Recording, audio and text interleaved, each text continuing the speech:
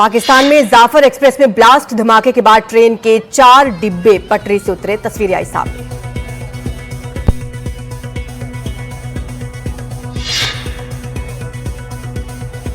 पाकिस्तान के जैकबाबाद के पास ट्रेन में हुआ है ये धमाका। ये ट्रेन पेशावर से क्वेटा जा रही थी। पीएम मोदी ने अमेरिकी राष्ट्रपति डोनाल्ड ट्रंप से बात की। ऑपरेशन सिंदूर के बाद पहली बार दोनों नेताओं ने बात की।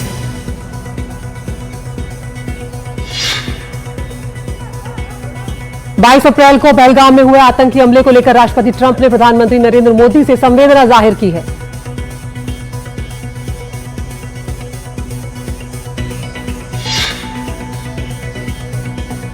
इस बातचीत में आतंकवाद और भारत पाकिस्तान तनाव पर हुई चर्चा। राष्ट्रपति ट्रंप ने आतंकवाद के खिलाफ लड़ाई में समर्थन देने की भी की बात।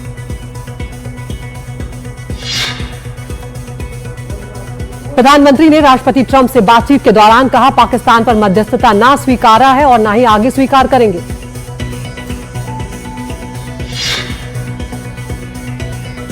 अमेरिकी राष्ट्रपति ने प्रधानमंत्री को अमेरिका आने का भी न्योता दिया, लेकिन पूर्व निर्धारित कार्यक्रमों के कारण प्रधानमंत्री ये न्योता स्वीकार नहीं कर सके।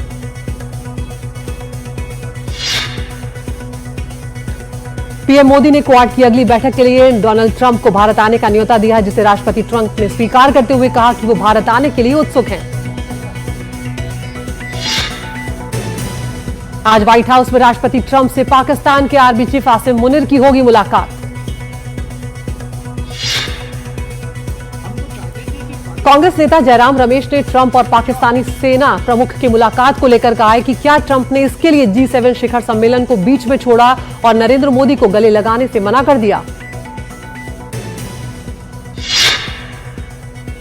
बीजेपी नेता अमित मालवीय ने जयराम रमेश को जवाब देते हुए एक्स पर लिखा, जयराम रमेश झूठे हैं।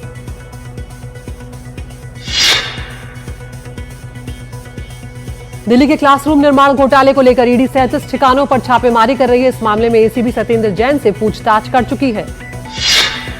पटना में बीजेपी ने लालू यादव को माफी मांगने का अल्टीमेटम दिया। बीजेपी ने लालू यादव पर बाबा साहेब के अपमान का आरोप लगाया है। बीजेपी द्वारा लगाए गए पोस्टर को किसी ने फाड़ दिया है, जिसे लेकर अब बीजेपी यह आरोप लगा रही है कि यह आरजेडी के गुंडों ने किया है। भाषा को लेकर आए दिन हो रहे विवाद को लेकर उपराष्ट्रपति जगदीप धनखड़ ने कहा, भाषाओं के आधार पर बंटवारा बर्दाश्त नहीं हो सकता। राधा रघुवंशी मर्डर केस में नए किरदार की एंट्री हो गई। सोनम रघुवंशी संजय वर्मा नाम के शख्स से बात करती थी। 1 मार्च से 25 के बीच में सोनम ने 119 बार संजय वर्मा को कॉल किया था। अब स्विच ऑफ जा रहा है संजय वर्मा का नंबर। शिलांग पुलिस ने राधा रघुवंशी के परिजनों से पूछताछ की। सूत्रों के मुताबिक पुलिस ने हनीमून यात्रा से जुड़े पहलुओं पर फोकस किया है। राजा मर्डर के मुख्य आरोपी सोनम के घर थोड़ी देर में पहुंचेगी शिलांग पुलिस। परिजनों से भी करेगी पूछताछ। अलवर में प्रेमी के साथ मिलकर पत्नी ने सुपारी किलर की मदद से पति की हत्या करवा दी। पुलिस ने पत्नी को गिरफ्तार कर लिया है। सिंगरौली में शादी के महज 10 दिन बाद पति के साथ बाजार में चाट खाने गई दुल्हन अपने प्रेमी संग फरार।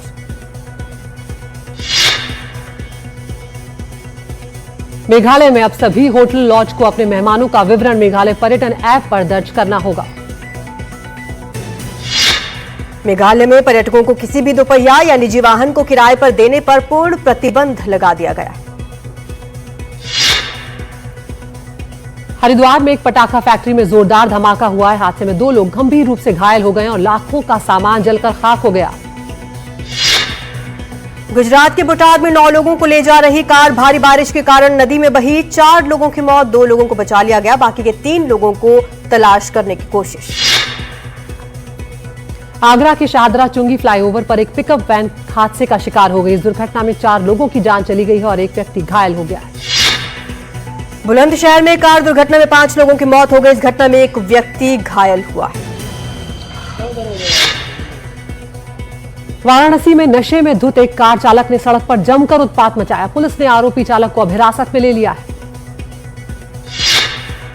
सुकमा बॉर्डर से लगते आंध्र प्रदेश के जंगल में जवानों ने बड़े स्तर के 3 नक्सलियों को किया ढेर। बीजापुर में नक्सलियों ने बंधक बनाए सभी ग्रामीणों को छोड़ दिया है। कुछ वक्त पहले इन्हें बंधक बना लिया गया था। लुधियाना में गैंग वॉर और आपराधिक गतिविधियों को लेकर चर्चा में रहा गैंगस्टर गगनदीप सिंह का पुलिस मुठभेड़ में एनकाउंटर। लखनऊ में पुलिस और बदमाशों के बीच में मुठभेड़ हुई, जिसमें अनीश नाम का शातिर बदमाश घायल हो गया, जबकि अंधेरे का फायदा उठाकर उसका साथी फरार है। दिल्ली पुलिस ने 15,000 करोड़ रुपए की ड्रग्स जब्ती के तार सीधे पाकिस्तान से जुड़े मिले इस ड्रग्स को पिछले साल बरामद किया गया था। बलरामपुर में लाखों रुपए का फ्रॉड करने वाला आरोपी गिरफ्तार हो गया है। आरोपी ने सैनिटाइजर छिड़काव के नाम पर 3,30,000 रुपए लिए थे। दुर्ग के पाटन में डायरिया फैल गया। तरी घाट में इसके करीब 15 मरीज सामने आए। डॉक्टर राकेश बिश्नोई की मौत को लेकर जोधपुर के रेजिडेंट डॉक्टरों ने कार्य बहिष्कार का फैसला लिया है। रोज 2 घंटे तक काम बंद रखेंगे। दौसा के मेहंदी बालाजी में बिजली आपूर्ति को लेकर बाजार बंद, स्पेशल पावर ट्रांसफार्मर लगाने की मांग की जा रही है। आज श्रीगंगानगर में किसानों की महापंचायत होने जा रही है। गंगा नहर में 2500 क्यूसेक सिंचाई पानी की मांग को लेकर यह अनिश्चितकालीन धरना चल रहा है। मुंबई की पवई झील बारिश के कारण ओवरफ्लो हो रही है। वर्तमान में झील का जलस्तर 195.10 फीट। गुजरात के भावनगर में मौजूद शत्रुंजय बांध से पानी छोड़ा जा रहा है। बारिश के कारण इसमें पानी भर गया है। मौसम विभाग ने असम, मेघालय, ओडिशा, पश्चिम बंगाल, झारखंड में भारी बारिश का रेड अलर्ट जारी किया। 11 से ज्यादा राज्यों के लिए ऑरेंज अलर्ट। संभल की सड़कों पर सीसीटीवी कैमरे लगाए गए हैं। इसकी मदद से लोगों की सुरक्षा और अच्छे तरीके से की जा सकेगी। भोपाल में एनडीटीवी की खबर का असर, 90 डिग्री वाले ब्रिज को अब रीडिजाइन किया जाएगा। प्रयागराज में अंतर्राष्ट्रीय योग दिवस से पहले डॉक्टरों ने योगाभ्यास किया। इसके जरिए स्वास्थ्य को प्राथमिकता देने का संदेश दिया गया। डोडा में भारतीय सेना ने युवाओं के लिए भर्ती पूर्व प्रशिक्षण का आयोजन किया। यह पहल सेना के व्यापक मिशन का हिस्सा है। राजौरी में मिशन युवा कार्यक्रम के तहत उद्यमिता मेला आयोजित किया गया है। इस दौरान व्यवसायों और नए विचारों को बढ़ावा दिया गया। फिल्म निर्माता कमल हासन की फिल्म ठग लाइफ कर्नाटक में रिलीज हुई। कल ही सुप्रीम कोर्ट ने कहा था कि फिल्म को कर्नाटक में रिलीज किया जाना चाहिए। भारतीय अंतरिक्ष यात्री शुभांशु शुक्ला और 3 अन्य को लेकर अंतर्राष्ट्रीय अंतरिक्ष स्टेशन के लिए बहुप्रतीक्षित एक्सियोम 4 वाणिज्यिक मिशन की लॉन्चिंग फिर से टल गई है। एक्सियोम मिशन 4 को 22 जून से पहले लॉन्च की कोई तैयारी नहीं। कल यानी 19 जून को लॉन्च किया जाना था।